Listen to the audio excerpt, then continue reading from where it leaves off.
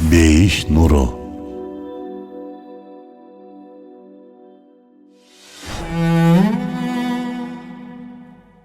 Sabır kahramanı Hazreti Rukiye raziyallahu anha. Allah'ın elçisi sallallahu aleyhi ve sellem'den ikinci kızı.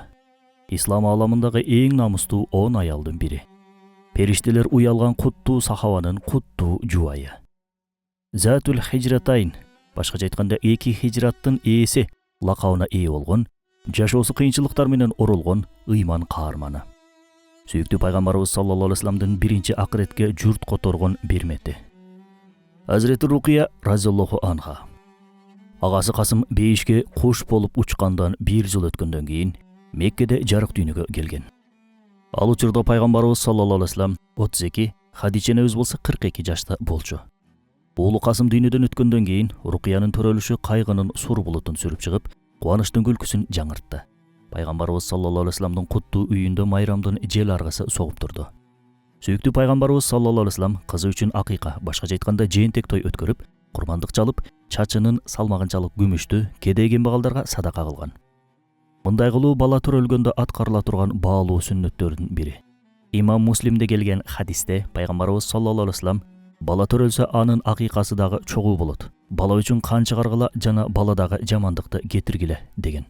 Peygamberimiz sallallahu aleyhi ve sellem жаңы төрөлгөн кызына бийиктөө, жогорулоо жана улуу мартабага жетүү маанисин туюнткан Рукия деген ысымды ыйгарды. Hazreti Hadiçe öz kızı Rukiyаны 7 gün emizdi. 7 günden keyin ошол мезгилдеги араб салты боюнча кызынын дени сак жана саламатта чоңоюусу үчүн сүт энеге берди. Hazreti Rukiyаны Peygamberimiz sallallahu aleyhi ve sellem'den эжеси Hazreti Safiyanын кызматчысы Салма айым эмизди. Hazreti Rukiya raziyallahu anha Hadiçe nevizdin meyrimine bölünüp çoңойду. Анын адайпаклагы, колк мүнөзү, тарбиясы бул куттуу үйдө калыптанды. Мейрим пайгамбары Аламдын мырзасы Muhammed sallallahu aleyhi ve sellem'dan meyrimди, боорукерликти, сүйүүнү жана урмат сыйды үйрөндү. Эжеси Зейнеп разияллаху анха турмушка узагандан кийин үй иштерине жоопкер болду. Иштин майын чыгара кылуусу, жүрүм туруму жана адеби менен жакын туугандарынын көңүлүн буруп турчу. Жана аябас апасы Хадичага үй жумуштарында сиңдиси Умму Гүлсүм менен бирге кол кабыш кылышчу. Эже сиңдинин ортосундагы жаш айырмасы анчалык чоң эмес болчу. Ошондуктан экөө кудум эле эгиздердей эле. Бири-бирине терең урматсый, сылыктык жана мейрим менен мамиле кылышчу. Тагдыр аларды бири-бирине ушунчалык жакын кылгандыктан, алардын өмүр жолу бирин-бири кайталагандай эле. Жахилият доорунда кыздар бойго жеткенден тартып эле жуучулар келе баштачу. Айрыкча адеп аклак, адамгерчилик деген баалуулуктар тепсендиде калган мезгилде, ар бир үй бүлө уулдарына караңгы доордун көзү жукпаган үй бүлөдөн колуктуну алууну самачу. Süyüktü Peygamberimiz sallallahu aleyhi ve sellem'den avası, ошол эле учурда кошунасы Абу Лахаб менен аялы Умму Жамил, ахлагы бийик Hazreti Rukiya raziyallahu anha менен сиңдиси Hazreti Умму Гүлсүм raziyallahu anhага башкалар жуучу түшүп келе электе уулдарына колукту кылып алып берүүнү көздөп жүрүштү. Бир күнү алар Абу Талип менен бирге Peygamberimiz sallallahu aleyhi ve sellem'den үйүнө келишет. Ал жай сурашып, бир аз маек кургандан кийин Абу Талип кептин төркүнүнө өттү. Иним, Зейнепти Абул Ас ибн Рабиге турмушка узаттың. Ал чындап эле кадыр барктуу кудасы өктүрдүн. Рукия менен Умму Гүлсүмдүн колдорун Аваңдын уулдары Утпа менен Утайбага сурап келдик. Аброй жана тек жактан аларды артта эмес, сунушубузду кабыл кыласың деген ойдомун. Адамды эң жакшы кадырлай алган ишенимдүү чынчыл Пайгамбарыбыз саллаллаху алейхи ва саллям кыздар менен кеңешпей туруп бир жооп айтууга батынган жок. Абаларына сый мамиле кылды. Дароо макулмун, ыраазымын деп айткан жок. Үй бүлөсү менен ийри отуруп түз кеңешүүнү бейпилдиктин, бактылуулуктун жана аялдарга көрсөтүлүш керек болгон олуттуу бир урмат катары кабыл кылды. Авасынын айткан сунушуна карата ушундай деп жооп кайтарды. Туура айттыңыз абаке. Тууганчылыкка маани бериш керек, бирок мага бир аз убакыт бериңиз. Кыздар менен сүйлөшүп көрөйүн. Пайгамбарыбыз саллаллаху алейхи ва саллям маселени үй бүлөсүнө айтты. Hazreti Hadiçe öz болсо кыздарына жеткирди. Эне менен кыздары Абу Лахабтын аялы Умму Жамилди абдан жакшы билишчү. Анын адамдар менен жылдызы келише албаганы, ташбоор, тилизар, өзү кар жана мүнөзү орой экени баарына маалым болчу. Мындай кайненеге келин болууга эч кимдин көңүлү чапкан жок. Süyüktü Peygamberimiz sallallahu aleyhi ve sellem'den kızları al taşboğru үй бүлөнүн уулдарына турмушка чыгууну каалабаганына карабастан Абу Лахаб да аялы да көшөрүп туруп алды. Пайгамбарыбыз саллаллаху алейхи ve sellem'den кыздары башкаларга турмушка чыга турган болушса, аларга тынчтык беришмек эмес. Ансыз да Hazreti Зейнептин Хадиче невиздин уулдарынан Абу Лас менен турмуш куруусуна иштери тарып, эмне үчүн Зейнеп башка бирөөгө кетти деп көрө албастык кылышкан. Булардын бардыгына кайыл болуп, пайгамбарыбыз саллаллаху алейхи вассаламдын кыздары адеп сактап, ишти өз жайына коюуну туура көрүштү. Акыры бир топ санар коолор менен үйлөнүүлөрүнө чечим чыгарды. Макул болушту. Мээримдүү ата кыздарына берекетилип дуа кылды. Аларды Аллахка аманат тапшырды. Бирок Аллахтын каалоосу менен бул үй бүлөлүк турмуш башта эле элек жатып соңуна чыкты. Ал окуя ушундай болду. Рукуйя менен Умму Гүлсүм турмушка чыгуусуна чечим чыгарылган күндөрдүн биринде Меккенин асманында бир нур көрүндү. Алардын сүйүктүү атасына Жабраил алейхиссалам келген эле. Аллах Таала аны өзүнө пайгамбар кылып тандады. Ошол күнгө чейин баары ишенип, бүткүл нерсесин эч экиленбей аманат калтырган Мухаммадул Амин, чынчыл Мухаммед деген ат менен таанылган сүйүктүү атасы эми Мухаммадур Расулуллах, Аллахтын элчиси деген атка конду. Сүйүктүү пайгамбарыбыз саллаллаху алейхи вассаламга жана ал алып келген динге эң биринчи кыздардын сүйүктүү апасы Хадича энебиз ыйман келтирди. Андан соң үй бүлө мүчөлөрүнөн Зейнеп, Рукуйя, Умму Гүлсүм жана Фатима разияллаху анхалар ыйман келтиришти. Алардын аркасынан Азирети Абу Бакр разияллаху анхунун ыйман келтирүүсү менен башталган ишенгендердин чөйрөсү күн өткөн сайын кеңейип, саны арта баштады. Курайштын мушриктери болсо, бул ишти токтотуу үчүн жыйын өткөрүп, ушундай бүтүмгө келишти. Силер Мухаммеддин кылып жаткан ишине маани бербей, өз зайына койдуңар. Ага бут тосуп тоскоол болгуңар келсе, анда анын кыздарын өзүнө кайтарып бергиле. Алар менен убара болсун. Бул түйшүк аны азапка салсын, дешти. Кабыл алынган бул чечимди жүзөгө ашыруу үчүн дароо ишке киришишти. Ооба, капырлардын, дин душмандарынын бир планы болсо, Аллах Тааланын да аларга даярдап койгон амалы, тагдыры бар болчу. Аллахтын элчиси саллаллаху алейхи вассалам Сафа дөбөсүндө Курайш калкына исламды ачык жая баштаган күнү Абу Лахаб, Кудай урсун сени, бизди ушул үчүн чакырдыңбы, деп жерден таш алып уруп жиберген эле. Бул жасаган ишине карата Аллах Таала Таббат сүрөсүн түшүрөт.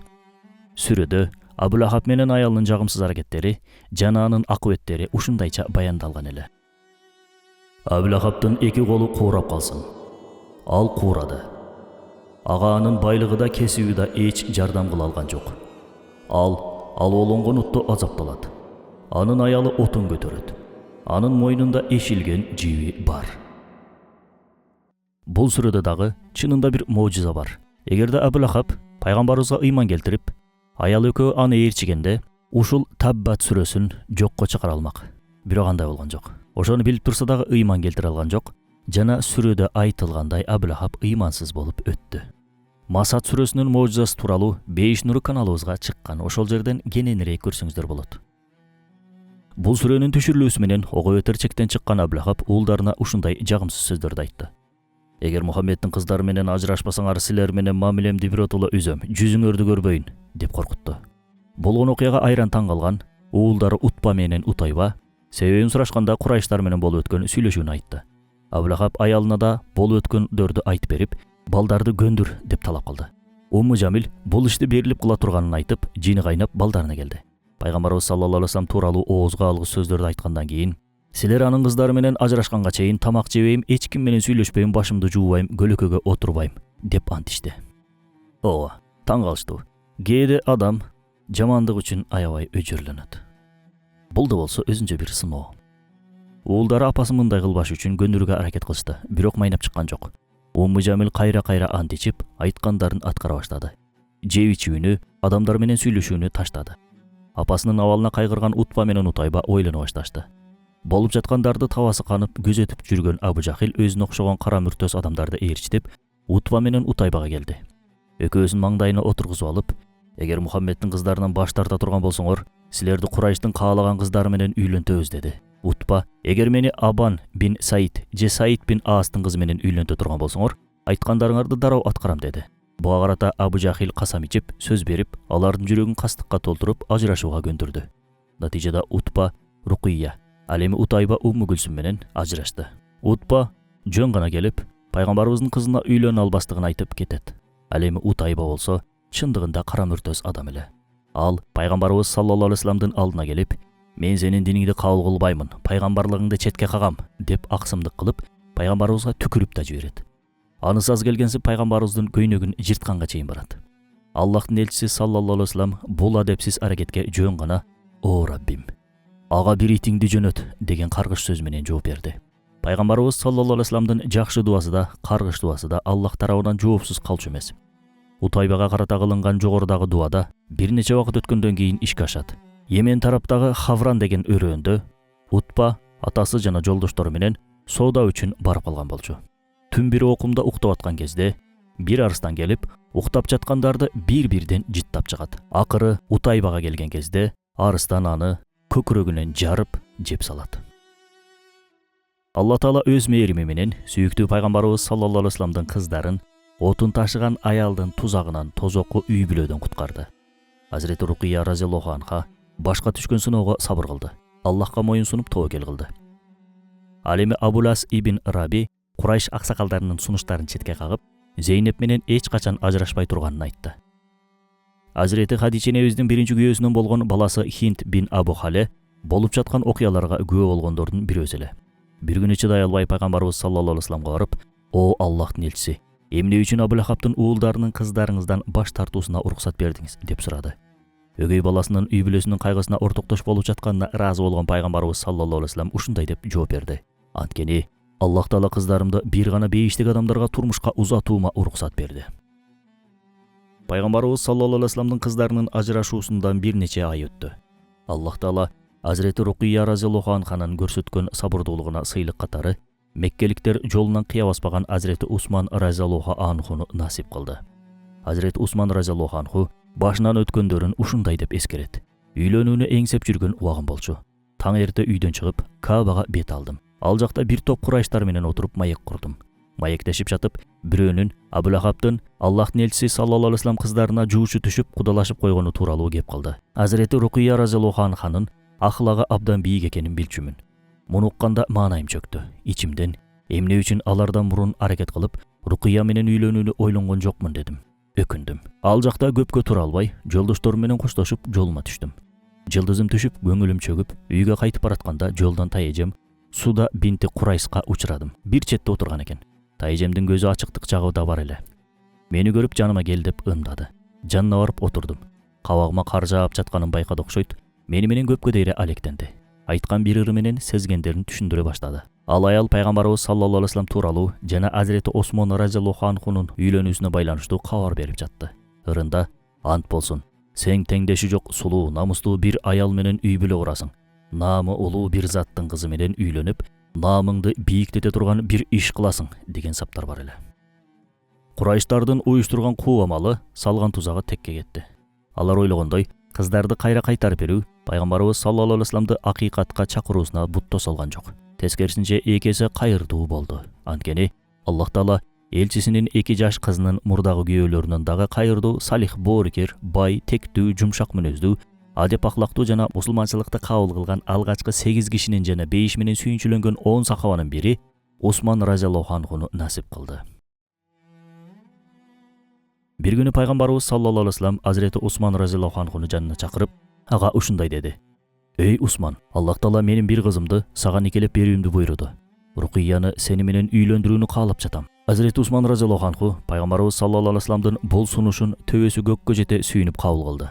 Ошентип сүйүктүү пайгамбарыбыз саллаллаху алейхи вассалам Азирети Рукия разияллаху анха менен Азирети Усман разияллаху анхуну үйлөндүрдү. Аларга Аллахтан береке тилеп батасын берди. Меккедеги мушриктер мусулмандардын күн санап көбөйүп баратканын көрө алышкан жок. Алар ыйман келтиргендерди ар түрдүү кыйноолорго салып, ар түркүн азапты таттырып жатышты. Мээрим пайгамбар Мухаммад саллаллаху алейхи вассалам сахабаларынын азап тартканын көрүп, жаны сыздап, Аллахка жалбарып жардам тилеп жатты. Бир нече убактан кийин Хабашистанга, башкача айтканда азыркы Эфиопияга хижрат кылуусуна, көчүүсүнө уруксат берилди. Пайгамбарчылыктын 5-жылы Ражап айында милади 615-жылы көчүүгө камылгалар көрүлө баштады. Биринчи чыккан көчтө пайгамбарыбыз саллаллаху алейхи вассаламдын сүйүктүү күйөө баласы Азирет Усман разияллаху анху менен сүйкүмдүү кызы Азирети Рукия разияллаху анха да бар эле. Киндик каны тамган жеринен, бир туугандарынан жана албетте пайгамбарыбыз саллаллаху алейхи вассаламдан айрылуу алар үчүн өтө оор болду. Бирок мушриктердин көрсөткөн кордугу жан чыдагыс болчу. Көчүүдөн башка арга калган жок. Мушриктер күн сайын меккелик мусулмандарды азаптап күн көрсөтүшкөн жок. Мунун натыйжасында Меккеде жашоо мүмкүн болбой калды. Эң эле өкүнүчтүүсү диний амалдарды, ибадаттарды бейпилдикте, тынчтыкта кылууга мүмкүнчүлүк беришпей койду. Мушриктер мыкаачылыктарын, ырайымсыз аракеттерин оңой менен токтото турган түрү жок эле. Мындан улам пайгамбарыбыз саллаллаху алейхи вассалам бир күнү мусулмандарга: "Силер жакшысы жер бетине таркагыла. Allah Taala bir günü kayra силерди бириктирет, dedi. Сахабалар, "Кайда барабыз, о Аллахтын элчиси?" деп сурады. Колу менен Хабашистан тарапты ишарат кылып, "Силер Хабашистанга барсаңар жакшы болот. Хабашистандын өкүмдары Нажаши адилеттүү. Анын карамагында эч ким зулумдук көрбөйт. Аллах насип кылса, ал жакта бейпилдик табасыңар", dedi. Пайгамбарыбыз саллаллаху алейхи вассаламдын уруксатынан кийин 15 кишиден турган мусулман көчү ишенимин жана динин коргоо максатында туулган жерин, ата-энесин, урук тууганын, жора жолдошторун таштап, бөлөк элге, бөтөн жерге жашыруун аттанып кетишти. Азирети Усман разияллаху анху жубайы Азирети Рукия разияллаху анханы жанына алып, баарынан мурун жолго чыкты. Алгачкы көч Кызыл деңиз аркылуу Хабашистанга барды. Хабашистандын өкүмдары Нажаши келген көчтү жылуу тосуп алды. Пайгамбарыбыз саллаллаху алейхи вассалам Хабашистанга хижрат кылган кызы менен күйөө баласынан көпкө чейин кабар ала алган жок. Ааламдын мырзасы саллаллаху алейхи вассалам тез-тез жол карап, ал тараптан келгендерден балдары тууралуу кабар күтөт эле. Ошондой күндөрдүн биринде Курайштардан болгон бир аял Хабашистандан Меккеге келип калат. Пайгамбарыбыз саллаллаху алейхи вассалам кызы менен күйөө баласы тууралуу сурайт. Келген аял, "О Касымдын атасы, мен аларды көрдүм", dedi. Пайгамбарыбыз, "Алар кандай, жакшы элеби?" деп сурады. Ал аял, "Усман Рукияны бир улоого отургузуп алып бараткан. Өзү болсо аркасынан бара жаткан болчу", dedi. Пайгамбарыбыз саллаллаху алейхи вассалам, "Жараткан өзү жар болсун. Эч шек күмөнсүз Усман бин Аффан разияллаху анху Лут алейхисаламдан кийин үй бүлөсү менен Аллах үчүн хижрат кылган алгачкы инсандардан болду", dedi. Азирети Рукия разияллаху анха Хабашистанда жүргөндө чарчоодон улам ден соолугу начарлады. Ошон үчүн тун баласы боюнан түшүп калды. Өзү да арыктап күчтөн тайды. Мындай абалда инсан көңүл бурууга муктаж болот эмеспи? Азирети Усман разияллаху анху да куттуу жубайына кам көрүп, мээримин төгүп жатты. Чеккен кайгысын, тарткан санаасын жеңилдеткенге аракет кылды. Ага дайыма руханий жактан көмөк көрсөтүп турду. Бул мезгилде Меккеден мухажирлердин жүрөгүн жылыткан кабарлар келе баштады. Мушриктердин айрымдары мусулманчылыкты кабыл кылды. Пайгамбарыбыз саллаллаху алейхи вассалам менен бирге Каабага саждага жыгылышты деген кабар желдей тарады. Бул кабар Хабашистанга жеткенде сахабалардын кээ бирлери Меккеге кайтышты. Азирети Усман менен Азирети Рукия да кайткандардын арасында эле. Бирок бул кабар негизсиз анык эмес болчу. Болгону ушундай бир окуя болуп өткөн. Сүйүктүү пайгамбарыбыз саллаллаху алейхи вассалам Нажм сүрөсүн окуп атканда, Аллахты таштап силер сыйынган Лат менен Уззанын жана алардан башка үчүнчүсү Манаттын кыпынчалыкта кудурети барбы? Бизге кабар бергиле деген аят окулуп өтөт. Мушриктер окулган аяттардын маанисин түшүнүктүү болбоосу үчүн катуу үн чыгарып, күлүгүү түшүп жатышты. Аллахтын элчиси саллаллаху алейхи вассалам сүрөнүн соңуна келгенде сажда аятын окуп саждага барды. Мушриктер дагы буттарынын аты аталган үчүн саждага жыгылышты. Алардын дал ошол маалда саждага баруусу мушриктер мусулман болду деп түшүнүп алууга себеп болду. Бул негизсиз кабарларды угуп, Хабашистандан кайткан мухажирлер ата журтуна кайтып келишкенде эч нерсе өзгөрбөгөнүн, кыйноолордун дагы деле уланып жатканын көрүштү. Мухажирлер коргоо астында Меккеге киришти. Азирети Рукия разияллаху анха атасынын үйүнө келди. Сиңдилери Умму Гүлсүм Фатима менен кучакташып учурашты.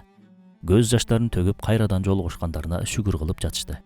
Бирок Азирети Рукия апасын көрө алган жок. Сиңдилеринен сурады. Бирок жоопсуз калды. Тек гана көздөн аккан моңдуу жаштар Азирети Рукияга туура жоопту берип жатты. Сүйүктүү апасынын акыретке сапар тартып кеткенин билгенде, эч кирип ыйлады.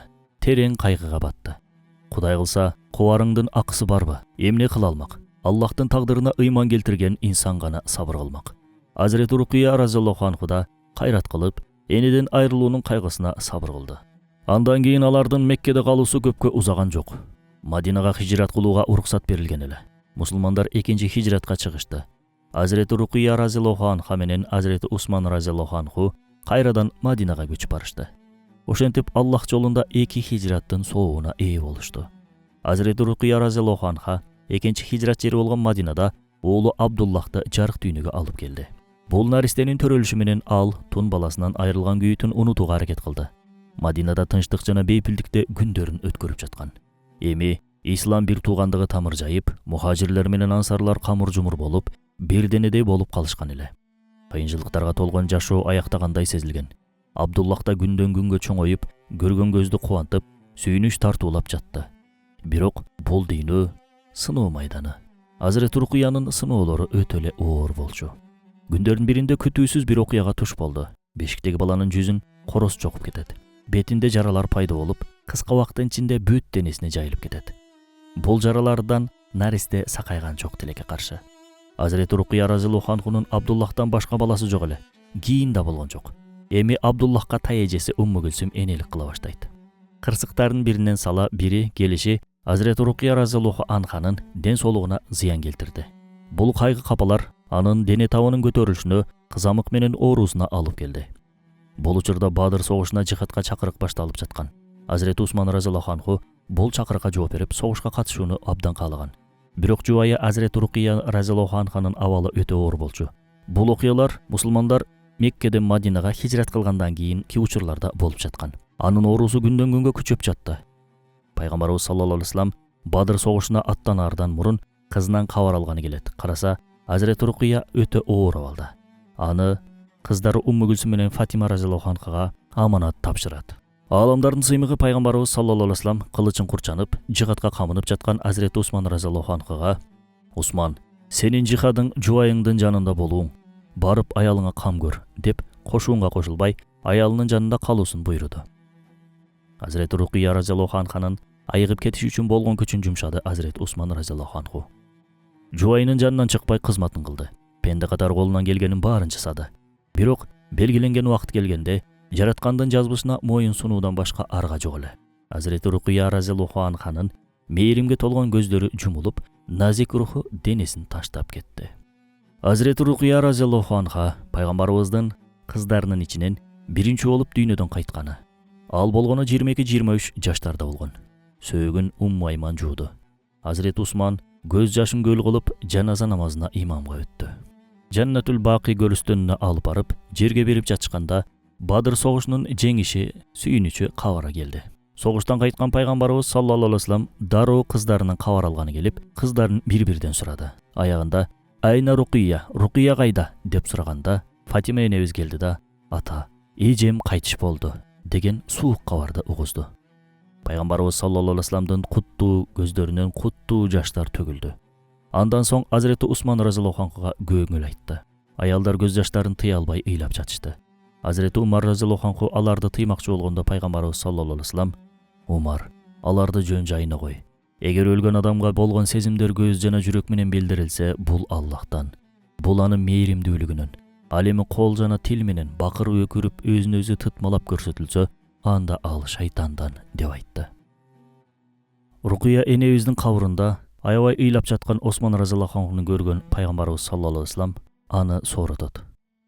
Усман разияллаху анху ошол жерде пайгамбарыбыз саллаллаху алейхи вассаламга карап: "Я Расулалла, аялымдын өлгөндүгүндө албетте өкүнүп атам, бирок андан да көбүрөөк сени менен болгон тууганчылык байланышымдын үзүлүп калганына аябай өкүнүп атам, буга чыдабай атам" дейт. Ошондо пайгамбарыбыз саллаллаху алейхи вассалам Усман разияллаху анхуга карайт дагы ушундай дейт: "Эй Усман, азыр эле мага Жабраил периште кабар берди. Умму Гүлсүмдү сага никелөөмдү буйруду. Эй Усман, Аллахка ант ичем. Эгерде 10 кызым болгондо, 10 тең биринин артынан бири өлгөндө бүт баарысын сага бермекмин" дейт. Башка бир риваяттарда 100 кызым болсо, 100 кызымдын баарысы биринин артынан бири өлсө, бүт баарысын сага бермекмин дейт. Зин Нурайн, эки нурдун ээси, башкача айтканда пайгамбарыбыз саллаллаху алейхи вассаламдын эки кызына үйлөнгөн деген лакапка ээ болгон Усман разияллаху анху Зин Нурайн, башкача айтканда эки нурдун ээси деп аталып калышынын себеби дагы дал ушундан улам. Усман разияллаху анху дагы кененирээк 5 нуру каналыбызга чыккан. Ошол жерден кененирээк көрсөңүздөр болот. Азирети Усман разияллаху анху Азирети Рукиянын элесин өмүр бою жүрөгүндө сактады. Аны ар дайым эскерип, дуасын эч качан үзгөн жок. Бул чыныгы сүйүүнүн мисалы болчу. Анткени чыныгы сүйүү өлүм менен бүтүп калбайт. Чыныгы сүйүү жүрөктө түбөлүккө жашай берет. Бул үй бүлөнүн эң жакшы тарабы эмне болгонун билесизби? Күндөрдүн биринде пайгамбарыбыз саллаллаху алейхи вассалам Усама ибн Зайдка эт кошулган тамак салынган табакты берип, Азирети Усман разияллаху анху менен Азирети Рукия разияллаху анхага жөнөтөт. Усама ибн Зайд алардын үйүнө барып айран таң калат. "Мен буга чейин ушунчалык бири-бирине сүйүү, мээрим жана урмат сый менен мамиле кылган үй бүлөнү түгөйлөрдү көргөн эмесмин" дейт. Кайтып келгенде пайгамбарыбыз саллаллаху алейхи вассалам: "Усама, барып келдиңби? Үйүнө кирдиңби? Эмнени көрдүң?" деп сурайт. Усама: "Аллахка ант болсун. Алардан башка бири-бирине шай келген, бири-бирине жарашкан түгөйлөрдү көргөн жокмун" деп жооп берет. Аларга аябай суктана карап турдум. Bir үй бүлөнүн ушунчалык бактылуу боло алышын алардан көрдүм, деди Усама ибн Зайд. Дагы bir күнү пайгамбарыбыз саллаллаху алейхи вассалам bir сахабадан күйөө баласы менен кызына тамак берип жиберет. Сахаба барып, бирок кеч кайтып келет. Келгенде пайгамбарыбыз саллаллаху алейхи вассалам ал сахабага: "Кааласаң, эмнеге кеч калганыңды мен сага айтайын" дейт. "Сен Рукуйя менен Усмандын бири-бирине болгон мамилесинин сулуулугуна таң калып карап калдың. Ошон үчүн кеч келдиң" дейт пайгамбарыбыз. "Ооба, дал ошондой" деди сахаба. Bir риваятта bir insan көргөн эң мыкты эки киши бул Рукуйя менен Усман разияллаху анху деп айтылат. Пайгамбарыбыз саллаллаху алейхи вассаламдын кызы Азирет Рукуйя эң оор сыноолорду баштан өткөргөн, жансыздаткан машакаттарга чыдаган жана бул жалган дүйнөдөн кайткан эң жаш момун аялдардан болгон. Анын өмүрү унчукпаган сабыр дастаны. Ажырашуунун, туулуп өскөн жеринен узакта бөлөк эл бөтөн жерде жүрүүнүн, жанга баткан кусалыктын, баласынан айрылуунун, өлүмдүн көлөкөсүндө өткөн кыска өмүрү бир момун аялдын Аллахка кантип моюн сунуп, кантип сабыр кылуу керек экенинин эң жаркын мисалы. Ал өмүр бою унчукпай сабыр кылды. Башкача айтканда тагдырга нааразы болуп, эч качан арызданган жок. Анын сабыры Аллахтын астында эң бийик даражага чыгарды. Бүгүнкү күндө башыбызга кичине эле сыноо келсе, Аллахка баш көтөрүп арызданабыз. Бирок Азирет Рукуйя разияллаху анха мындай эмес эле. Ал эң оор сыноолорго сабыр кылды. Биз да Азирет Рукуйя разияллаху анхадай сабырдуу боло алабызбы? Ооба, боло алабыз. Ал үчүн биринчи кезекте ыйманыбызды күчөтүүгө тийишпиз. Себеби сабыр күчтүү, бекем ыймандын натыйжасы. Ыйманы күчтүү бир инсан ар түрдүү кыйынчылыктарга, сыноолорго туруштук берет. Экинчиден, Аллахка бекем ишеним керек. Азирет Рукуйя разияллаху анха Аллахка ишеними бекем болгондугу үчүн сабыр кылды. Ал Аллах Тааланын кулдарына эң жакшысын бере турганын абдан жакшы билер эле. Аллахтын ар бир ишинде жакшылык бар. Дал ушул түшүнүк ага сабыр берди. Үчүнчүдөн, дуа кылышыбыз абзел. Дуа момундун куралы. Азирет Рукуйя разияллаху анха соңку демине чейин дуаны көп кылды. Аллахтан жардам сурады, сабыр тиледи. Аллах Таала да анын дуаларын кабыл кылды. Аллах Таала пайгамбарыбыздын эки хижрат ээси болгон Азирет Рукуйяга жана эки нурдун ээси Азирет Усманга ыраазы болсун. Алардын ыйманынын, жихатынын жана тарткан кыйынчылыктарынын сыйлыгын эң жакшы көрүнүштө берсин. Бул улуу заттарда ар бир момун эркекке да, аялга да улуу өрнөк катары жүрөгүндө сакталсын.